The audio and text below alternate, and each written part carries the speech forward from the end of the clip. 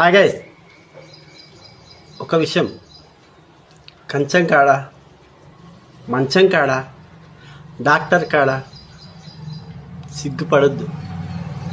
కంచం కాడ సిగ్గుపడితే ఆకలి బాగా అవుతుంది, తట్టుకోలేము. మంచం కాడ సిగ్గుపడితే అబ్బా కోరిన కోరికలు తీరవు. సాంప్రదాయం పెరగాలి కదా, వంశం. డాక్టర్ కాడ సిగ్గుపడినామనుకో అబ్బా ఆ రోగం పెరిగిపోతుంది, ఎక్కువ డిస్టర్బ్ అవుతుంది ఆరోగ్యం. తెలుసా? నేను చెప్పిన మూడు క్వశ్చన్లు మైండ్లో పెట్టుకోండి.